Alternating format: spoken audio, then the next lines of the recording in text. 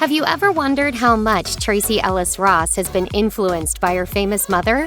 As it turns out, quite a bit. But she's also very much her own woman. Keep watching to learn some surprising facts about this unique actress and fashion icon. With a mother who's one of the most iconic singers of the 20th century, it's no surprise that Tracee Ellis Ross wasn't exactly chomping at the bit to land a role that would require her to showcase her own vocal abilities.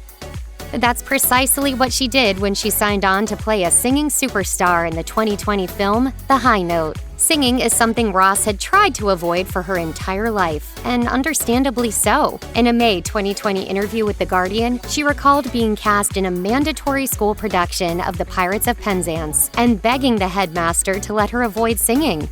As she confessed, "I did the play, but I just mouthed the words." Ross ultimately took on The High Note because she loved the script, and so that she could face one of her biggest childhood fears. As she described it, "Typical me, I didn't do it small. I decided to do it as the lead in a movie playing a musical diva."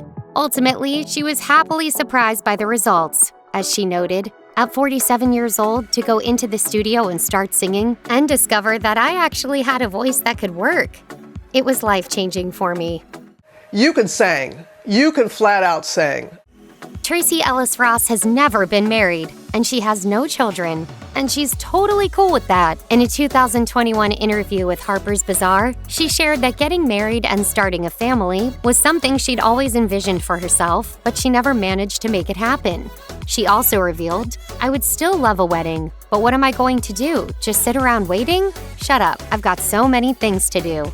She described herself in another interview with Harper's Bazaar as happily single, while also adding, "That doesn't mean I am not open to and don't want a relationship, but in my wonderful and robust experience of being single, I have learned to have a productive relationship with loneliness and an intensely juicy relationship with my joyful solitude. I really enjoy my company." Ross's home is a sanctuary where she loves to feel surrounded by items with deep, personal meanings for her. In a 2021 interview with Financial Times, she was asked to single out the one item in her home that she can never part with, but she couldn't bring herself to winnow it down to just one. As she explained, "Everything in my home has a story. This couch I'm sitting on, it's from college, and it's been reupholstered about 63 times. There's an origami bird mobile hanging from a chandelier that was made for me by a friend. Everything is a treasure." One of those treasures that sits in her kitchen is a cake stand that she found in an Italian antique store and then schlepped across Europe. It's not particularly pretty, and she's never once in her life baked a cake, but she was nonetheless drawn to this particular stand, which remains a memorable souvenir from that trip. Tracee Ellis Ross may have been born in the lap of luxury, but she sure wasn't brought up that way. Her mother Diana made sure of that. As Tracee explained to The Guardian in 2020, "I've always been taught that you work for the things you want.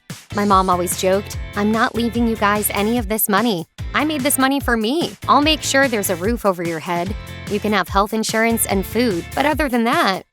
I mean, I had a job in high school. There was a commitment on her part to a normalcy that I have taken into my adult life. This self-reliance led to Ross working as an intern for the now-defunct fashion magazine, Mirabella. The gig reflected the keen interest in the field that she's had all her life. As she revealed to W Magazine in 2017, "I had wanted to model when I was younger, and then that kind of translated into me realizing that I was in love with images and the fashion industry." Then, while Ross was in college, she also discovered a love of acting, which led her to simultaneously taking acting lessons while interning at the magazine. Ross is known for her distinctive curly hair, but when she was younger, she felt out of place because none of her classmates had locks like hers. As she admitted in a 2021 interview with Birdie, "I did all the things I thought I was supposed to do to try and make my hair cool, make me lovable, make me pretty, make me likable by guys, the whole thing. So when I started the journey of understanding and loving my hair and my curls, it was a process." Ross had some admittedly questionable hairstyles during her teen years, but she ultimately eventually embraced her hair. As she told Vogue in 2021, "My journey to loving my hair has been an ongoing adventure, hard-earned. Some of it has been finding the right products, trial and error, experimentation, and courage. The courage to allow my hair to do what it naturally does, instead of trying to beat it into submission to be something it is not." It was dried and fried and tired and over and done. It was that complex relationship with her hair that led Ross to launch her own line of hair products, called Pattern. As she explained to Birdie, "I've been dreaming of launching a hair care line for so long because there is a community of extraordinary people, a big, bold, stunning community that has unmet beauty needs that have not been addressed, not been serviced, not been understood, not been cared for, not been celebrated."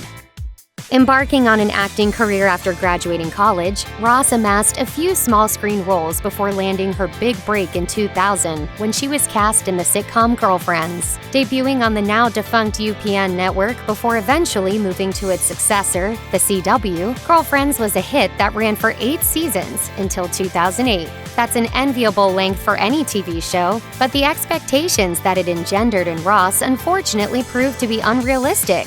As she admitted during a 2017 panel at the Paley Center for Media's Paley Fest, "I thought Girlfriends was going to open up the pearly gates of Hollywood. Alas, it didn't quite work out that way, and that fact really hit home when she auditioned for Blackish, as the sound technician who was recording her had no idea who she was." As she recalled, he's like, "I mean, you are just funny. Where have you been?" And I'm like, "I was on a show called Girlfriends." And he goes, "But it wasn't on like network television." And I was like, "Yeah, it was." He goes, "But it wasn't a comedy." I was like, "Yeah, it was." And he goes, "Well, you weren't like a lead." And I was like, "Yeah, I was." And it just went on and on. It was very humbling. In addition to her acting gigs, Ross has also quietly dipped her toe into directing. She made her directorial debut with a 2008 episode of Girlfriends and followed that up with 2 episodes of Blackish. She's revealed that her favorite part of the directing process actually takes place after filming has completed and she begins editing together the footage that she shot. As she explained to Variety in 2019, "It's like when you buy a great pair of shoes and you buy a great pair of pants, and when you go in the closet, you pull everything out and you make a great outfit, and you're like, yeah, that's right. You get to see the work and you put everything out and together. I find it incredibly exciting." In another interview with Variety, Ross discussed the inherent difficulties in pulling off double duty as actor and director, not just because of the additional workload, but also from being forced to examine herself critically. As she explained, "I think the biggest difficulty for me is having to think about what I look like, because as a director, I put my hands all over my face while I'm watching the monitor." In the spring of 2021, ABC announced plans to renew Blackish for an 8th season, but the news was bittersweet, as Season 8 would also be the series' last. This gave the cast members an opportunity to reflect on going into the new season, knowing that it would be the final one, which doesn't always happen in the mercurial world of television. As Ross told Entertainment Tonight, "I will tell you what the most beautiful thing is. I've never had the opportunity to walk into a final season knowing it's the final season. So being able to take in all of the beauty of it and all of the things we've appreciated all of these years, but then really be awake to it, I'm looking forward to that, and I know it's going to be hard." In another interview with Entertainment Tonight, Ross opened up about the emotions she was experiencing once filming had begun. As she admitted, "I can tell you I drove off the lot the other day crying because we're a family.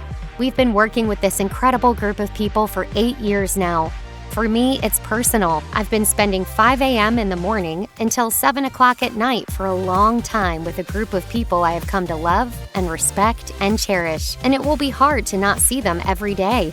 I left the lot crying. Aww. I was like, I am going to miss those people. We've become such a family, 8 years, all the same people. Yeah. Fashion has long been a passion for Tracee Ellis Ross, which she attributes to her mom. As she revealed to the Financial Times in 2021, "My style icon is my mother. She is the one individual who has had the greatest impact on my style." Diana Ross's closet has offered plenty of inspiration to her daughter. As Tracee explained to Vanity Fair in 2018, Before my career got to a certain place, I did a lot of either designing my clothes or wearing things out of my mother's closet. Although they weren't taken out of my mother's closet to the red carpet, they were stolen from my mom's closet and living in my closet, and I had the distinct honor of choosing them for whatever the event was. For Ross, fashion is more than just looking good.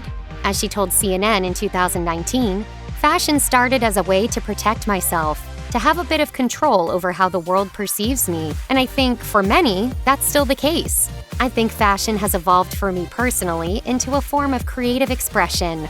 When it comes to deciding what to wear on any given day, Ross told Good Housekeeping in 2017, "I wear what makes my heart sing. I can come to work at 5 in the morning in a fabulous outfit because it's what makes me happy." Where's the sparkles? Where's the feathers? Give them to me! Fashion, I love fashion!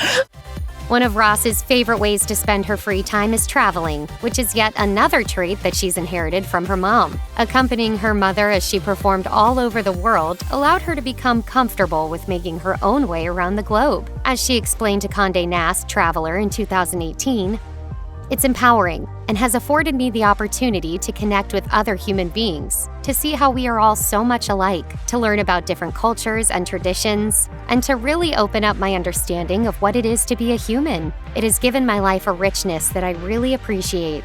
As a single woman, Ross has become adept at the art of traveling solo, something she's loved since she was a teenager attending boarding school in Switzerland. Flying back and forth from her home in Los Angeles truly shaped her as a traveler. As she admitted to Brit & Co. in 2018, "I think that was a big growth opportunity for me as I was coming of age and learning how to be on my own. I'm very comfortable traveling alone and being my own best friend."